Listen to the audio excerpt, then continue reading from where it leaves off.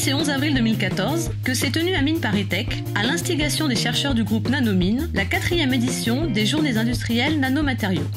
Ce fut ainsi l'occasion d'échanger autour des dernières avancées et applications en la matière et de s'interroger sur les enjeux sociétaux et économiques liés à ces nouveaux matériaux. Alors le groupe Nanomine, c'est une cinquantaine d'enseignants-chercheurs dans les différentes écoles des mines.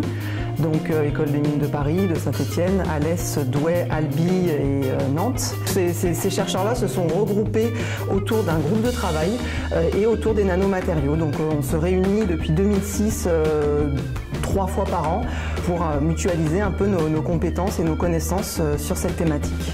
On a actuellement dans notre groupe nanoparticules, nanomatériaux et faits sur la santé et l'environnement 2 experts qui font partie de l'école des mines de Saint-Étienne, Jérémy Courchet et Valérie Forest depuis peu. Et donc on est amené à interagir régulièrement puisqu'ils participent régulièrement à nos réunions et interviennent en rédigeant des articles, commentaires, des publications scientifiques. Nous avons pu rencontrer les acteurs académiques et industriels comme des gros groupes tels qu'EDF ou des startups tels que Lotus Synthesis. Le sujet que j'ai abordé, c'est la conception de nanoparticules et la conception au travers de la commercialisation. Voilà, en fait, effectivement, on ne vend pas des nanoparticules, on vend des nanosuspensions parce que, eh bien, il faut que ces particules puissent être dispersées dans un milieu vernis ou peinture. Le business nano est un peu particulier puisqu'il y a un fort impact médiatique. C'est quelque chose qui doit être adapté à chaque client. Mon conseil serait d'être honnête. On ne peut pas tout faire, mais par contre, on peut être force de proposition. Ça, c'est essentiel. La première des raisons pour être ici aujourd'hui, c'est la collaboration ancienne qu'on a avec l'école des mines, en particulier les laboratoires du CEMEF et de Percé. Et ça, c'est une collaboration qui remonte à très très longtemps, à une quinzaine d'années, sur les sujets de la super-isolation thermique. Clairement, sur la famille des aérogels de silice, il y a quelques produits commerciaux et des développements qui sont à un stade pré-industriel sur le sujet.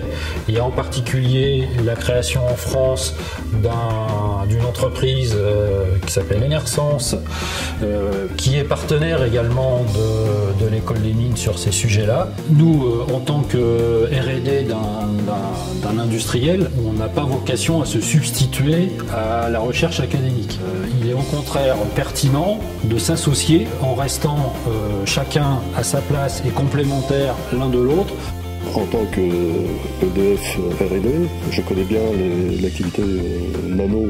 Il faut vraiment coupler l'approche technique et scientifique et très tôt se préoccuper de la manière dont ce sera inséré ou non dans l'environnement social.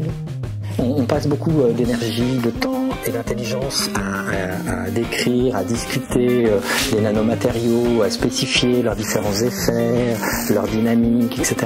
Et parfois on a des représentations assez caricaturales de la société. Par exemple, on se représente une opinion publique passive qui a peur de la science et qui va réagir d'un bloc.